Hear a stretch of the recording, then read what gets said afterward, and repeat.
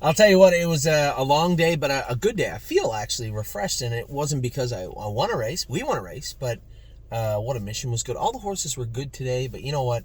Um, Unfortunately, because I did come over here and race What a Mission, I came here for the babies also, but I came over here to make sure we kept What a Mission moving in the right direction. I missed Ollie's first baseball game, and he pitched tonight, and Amy sent me a couple of videos. We always have a lot of clients. Joel and a number of other people are always messaging me about Ollie's playing baseball. He pitched tonight. He got walked twice, and he had a single. He pitched 1 inning, 2 strikeouts, a walk, and a ground out. So scoreless inning of work for Mr. McDonald, and I can't wait to see him play baseball. I think this weekend I get to see him. Talking about young athletes, we had Tailgate Buzz. Talk about him in a minute. Spitfire Overseas and Carter Michael Deal. We're going to the Battle of Bunker Hill. So wanted to vet to go all over them today. I said to Dominic, what do you think? About the two horses. He said Carter's good. He hit that shin last week. He touched the jack last night, and we didn't want to. He goes, "What do you think?" And I said, I don't really think. I wouldn't tinker with a whole lot. Just leave him be for right now, and we can tinker if we have to. And plus, we're going to a new track. We're going to a 5/8. You know what? Why don't we just have the vet go over both of them completely, and then just have her look at them. Not as horses she knows, just look at them. So she went all over Carter Michael Dio. His knees were a little sore. We knew that. Left knee was a little, the fluid was a little used up on it. It was a little concerning, but not too bad.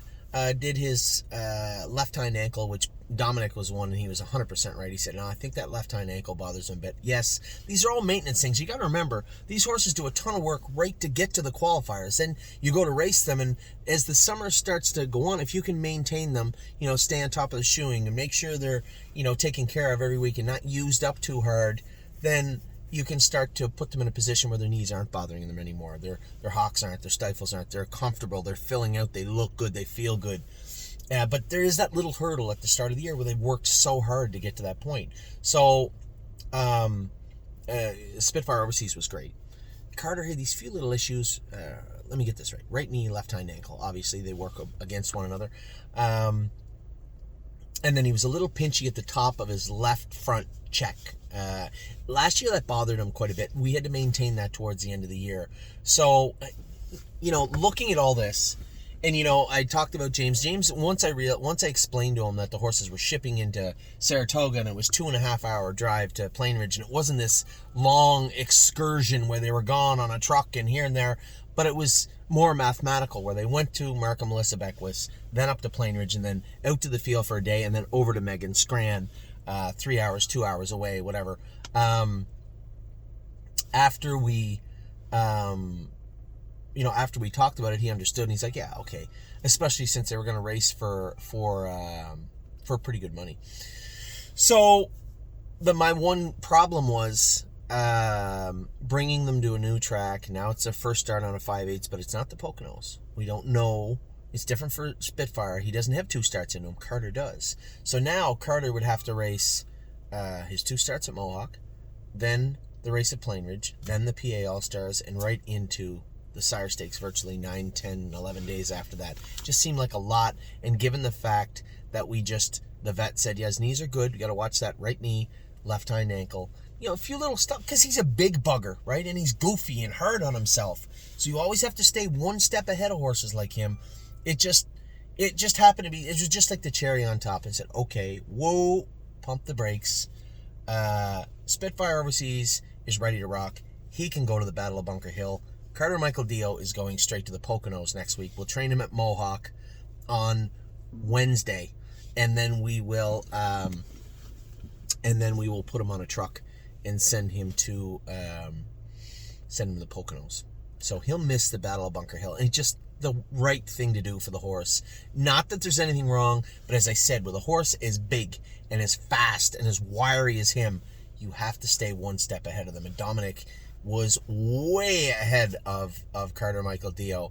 He saw this coming a mile away and it said, hey, I think he's good, but I think the left hind ankle, and when you grab that leg where that bothered him last year, it's bothering him a little bit. So the vet addressed it all. We shocked the check area. There was not, put it under ultrasound. There was nothing wrong, but shocked it anyway. Did the knees, did the left hind ankle, and said, pump the brakes for a week. And that's exactly what we're going to do. So a great job by Dominic. And quite frankly, a lot of this was predicated by James's concerns about sending the horses there. That was that dissipated as we talked about the math of the race coming up, but then factoring in what we knew about Carter today, the week off is what he needs. So that means Spitfire Overseas is on his own, but might only be one division, so not really the end of the world anyway. And we did have another horse paid into it, but we always were going to skip the Battle of Bunker Hill with Crantini, I think, as the winter went on. Now, I have a lot to talk about today. We talked about Ollie, most important. We talked about Carter Michael Dio not going to the Battle of Bunker Hill. His first start will be the PA All-Stars, which I think he'll be primed perfectly for. And then we had old Cran. Now, Crantini, a lot went on today. I got a message from Scott saying this horse is a little crazy today. And I said, well, Scott, I got to train him down on a farm. Pretty somber atmosphere. Lots of paddock time for him out in the paddock. And when he did go to school and qualify, it was 15 minutes away. This horse shipped 9 hours to Megan. And then got in the truck, shortly thereafter, the next day or 2 days, whatever it was, and shipped to the Poconos. Another 2-3 hours. Was in the paddock, new spot. And now it's not like, and he said, well, Crantini raced there last year. Yeah, but it's not like he has his travel guide out going, Poconos, yes, the food is good there. Very nice atmosphere. The track, red clay, I remember it now. It was wonderful. It's a new place to him because he hasn't been there in a year. And, he was wild. So I did make a mistake in when I was diagnosing Crantini.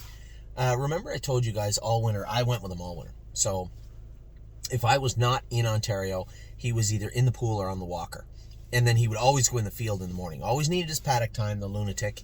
Always needed his paddock time, but then either went in the pool or the walker. Now, I thought his time away from the track just mentally kept him cooled out. I believe in hindsight I was wrong. I believe it was his mouth the whole time. Not his teeth, not his jaw. Just, he gets, you see him with those leaps and being stupid. He did it at the gate today. I'll get to that in a second. But I think when he's doing that, it's hard on his mouth. And it's not quite the chicken and the egg. It is the chicken and then the egg. He is leaping and causing his mouth to get sore. It's not the other way around. So, and then it compounds and snowballs. But with him being off the track, not having that bit in his mouth, he was better, right? I thought it was his mental state, and I don't think it was. I think it was his actual physical state in his mouth. Because when Megan messaged me today, she goes, yeah, his mouth was cut up pretty good after the warm-up, and he's leaping and being really bad. And then Scott said, oh my God, he's a terrorist here. I thought you said this horse was training down good. I said, horse trained down great. Qualified great, school great. But that was without shipping all over the world. That combined with him losing it. And I said, Scott, he goes, how was he when he warmed up his mile? He said, he was actually fine in his mile. I said, so I'm saying is that he spent a lot of time on the walker and just going easy and in the pool, and then he would go train, right? So, I told him, and you guys remember, if you go back and watch my video the other day, what did I tell you about Crantini? Halfway around the turn, he'd root his head and he'd throw himself just for a stride. Not enough to throw himself off stride, almost like a nervous twitch is what I attributed it like. Just throw himself forward. And then I said, coming out of the turn, he'll do it. He did it on me at Mohawk. Just give him his head, float him his head, let him throw his head a little bit, and then he'll come right up trot. Now, the view at the Poconos, they just had it on the horse's head, so I couldn't see. I saw him throw his head, and then he disappeared. Scott said he actually did run for a stride, come up trotting, and then he was perfect after that. I said, well, here's the thing. You guys can manage how to warm him up, right? You can put an open bridle on him or put a rubber bit in his mouth. Do whatever you got to do to warm him up and manage him. But the big takeaway from today with Crantini was he was perfect in the mile. He wasn't an idiot in the mile. Once they said go, and he come up into position, it was 2 fingers. And there was no, and he said, well, and then he lost the right front shoe. He said, honestly, I don't know where he lost it. We were pulling up and Dave Miller said, hey, you're missing a shoe. I didn't hear it come off, which is weird because he wears the same shoes as Swinging Senorita, and she lost hers the other day, and I never heard a thing. I just saw it roll off her foot. Usually you can hear the horse go, click, away goes the shoe. Not a whisper. Nothing. I just saw it roll off her, and he said, I don't know where he lost it, but he lost it. And he said, what was it going to do? Go to the well to beat Herodotus in a $15,000 race? I said, no. Well, of course not. He drove the horse perfect. He said, but he did have trot in the end of the mile. Okay, so we have lots of good takeaways. The negative, I think, everything compounded and started from the warm-up. And maybe his mouth was rough from when he was goofing off. Thursday when I trained him, he was being a goof. I thought I'd be nice. You can't be nice to him either. He's such a little mongrel sometimes. I took the brain cord off him. Said, he doesn't need that brain. He's fine. No. Went out in the track. He's throwing his head and being stupid. So he could have. It could have been from Thursday a lot of this took place. Went back in, put the brain cord back on. The brain cord, remember I told you, was that clothesline cable, that waxy clothesline cable, goes over their nose, behind their ears, and attaches underneath to a martingale. And just the pressure points over their nose and behind their ears. And it holds him tight. And without it, he was just a complete renegade. And then we put it on him, and he was fine. But in that warm-up, maybe he did rough his mouth up a little bit.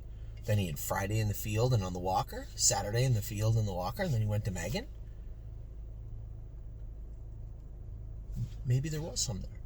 So I told him none of that matters. All you have to do is figure out a way to keep him quiet warming up, which you should be able to do. He's not. Most of the horses that are crazy in the mile, right? They're crazy at the gate. They're crazy in the mile. That's when they wash themselves out. The ones that are just bad in the warm up, you just have to figure out a way around that. And Megan's a smart girl. Scotty's a smart guy. They're going to figure it out. The one takeaway that's important for Crantini today is he was behaved in the mile and smart and finishing, looking to come forward down the lane. The rest we can figure out. So big mile from Crantini today, 53 and 4, 54? Race huge. All that shipping around here and there, and the horse still went out and raced great. I thought he was great. Just before he went, Horn Player went. Now, Horn Player, I will say confidently and certainly that was the smoothest I've ever seen her. She was hot when Sylvain drove her, and he kept her. He does what Sylvain does. He did a great job driving her. Kept her contained. Ended up putting on their front, and then the next few starts run on James, ran on me, fell off the gate in the qualifier. So I didn't want to overload Chris Lems with a bunch of instructions, but I said, not as strong in the straightaways, really strong in the turns. If we could race her in a circle, that would be great. For a big horse, it's amazing, but not a bad filly. Now she trotted 56 today. Good mile for her, but the best I'd seen her, weak on the end. So I'd said, and it's not like Mohawk is a slow track. This wasn't a firm track in obscurity somewhere in Ohio or, Missouri. I don't even know if they have fairs, whatever. This was Mohawk. She trotted in 57, 56, once in her life, maybe 55. I think 56. And then it took the bull by the horns today, and she got picked off. But a couple of times we scoped that filly earlier on. She just a couple of flecks of blood and some mucus. So it was always thought that the blood was caused from the mucus. Contain the mucus, contain the blood. And, it's a hot place down in Kentucky, and I think she probably bled a little bit. So I said to Eric, what do you think about putting her on? You think you think Lasix is an option for her? He said, yeah, probably. So on to the Lasix program she'll go. I think 1, 2, 3 starts, you're going to see a different Horn Player. We changed her shoes to send her down there, tinkered with her gear. Everything is perfect for that mare now. I think she will race very, very good in the coming weeks. A good spot for her. The only horse I thought kind of got shafted a little bit was Tailgate Buzz. Had that great class 2 weeks ago. Made that break on Scotty. We got him qualified back in to go and caught some killers, some aged killers today. And we kind of gotta hold the line with this guy too and stay the course. It's not like I can just ship him somewhere else. Gonna have to. 54 and 2 was way too much for him. He tried 56? A good mile for him, but gonna have to be a little stronger next week. We're gonna have to get him a spot where hopefully a little softer spot for him. June 3rd is what we're focused on. That is his first Stallion Series race. That will be at the Meadows. So we'll see how next week plays out with him. I thought overall the horse raced well. A little flat on the end of it, but again, 54 and 2, that'll start you pretty good for a horse that only qualified in 57. It was his second start as a sophomore. And the horse that really caught my eye the most today, Stay Special. I told you guys I thought she was a little faster than the Gray Mare, had a little more to offer, but obviously came with some dings and dents. Her knees were bad. We worked very, very hard on them. Jason worked on them here with Dr. Latessa, sent her down to Kentucky, and Eric and Kathy have done a great job. Said she was good after the race, which is good, and just jogged. You know, for a filly that was off since the 18th of April, so 3 weeks for the most part. 2 weeks, 2.5, 3 weeks. Not a lot of work into her other than one galloping mile here the other day. Certainly looked like she was prepared and ready to rock today. It looked awesome. Chris Lems used her very hard. I was like, he's going to try her out. But, you know, he couldn't follow a long shot. Put her back on the front, and she did the rest of the work. Man, she just looked like she jogged, to be honest. And tons of room to move down there for Stay Special. Tons and tons of room. Really, really happy with her performance here today. And then What a Mission has just turned into a sweetheart to drive. As Jason pointed out, and wisely after, that's 5 weeks in a row for him from the qualifier. So give him a week off next week. I think we can start to let his hobbles out a little bit now. He's just smarter. He's finally starting to figure it out. You know, we had a case of the two lunatics today. Crantini, who Scott's probably going to give a B- to at best today after his shenanigans in the warm-up. I didn't see it, but I heard it in his voice. Probably going to give him a B-, but an A+ in the race. And then What a Mission, another lunatic from last year, who's all straight A's. Not going to give him an A+ because I think there's room to improve, but a straight A for him. He was very, very good at the gate today. I thought he should have been a closing second, but again, 5 weeks in a row can do that. Last week, he was down at Miami Valley. That's a 4+ hour ship, or 4-hour ship for sure, to Miami Valley with a truck and trailer in the heat, raced, then come back up here, and then raced a week later.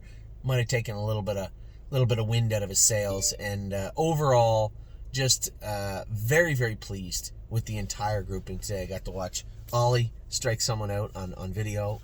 I'll send you the video. I'll put the video up for Ollie getting I guess it just shows one strike, but really, really proud of him. Carter Michael Dio, proud of Dominic, the job he did and the professionalism he showed today. James being very cautious with the horses and really making a case to not enter them again, which was great. But that predicated the conversation with Dominic, and Dominic was on top of Carter Michael Dio. He knew everything going on with that horse. And ultimately, when all things considered, it was probably smarter just to skip the week and aim for the PA All-Stars. So a great job by both James driving the horse last night and then voicing his opinion today. Dominic being on top of the horse, and of course Dr. Bozenjack for explaining it all to Dominic and then to me. So very happy with that. We are going to be taking Spitfire. He'll be going to Mark and Melissa Beckwith, as will Oakwood Cowboy, who's already in to go, and Hunted House is also going to be on his way down there. I think we got the right path for these two for sure, and then the stake horse, I think it makes the total sense for him next week. So that's where we're at. That's what went on today. Couldn't be happier. Ollie, couple of strikeouts. Carter Michael Dio, ready to rock, but for the PA All-Stars, not for the Battle of Bunker Hill, but Spitfire will be heading to the Battle of Bunker Hill. A great race today from Crantini, although the warm-up, little suspect, we'll work on that. What a Mission was very good also. Horn Player, good race from her. That LASIX program will help her. I think we got her going in the right direction now. Tailgate Buzz did everything he could. You could see it in the race. The horse raced well, just ran into a couple of buzz saws and some older horses. We'll try and find a softer spot for next week. And then Stay Special, I guess, kind of really, aside from Crantini being impressive, Stay Special kind of stole the day. She looked good. Looked really good. Now, how's she going to look tomorrow? So that's the $1 million question. So I'll talk to you guys soon. I hope you had a good day. For those of you who were involved with anybody racing today, you must have had a good day, because we did across the board. I will talk to you all tomorrow after we train the babies. Take care. Get some sleep.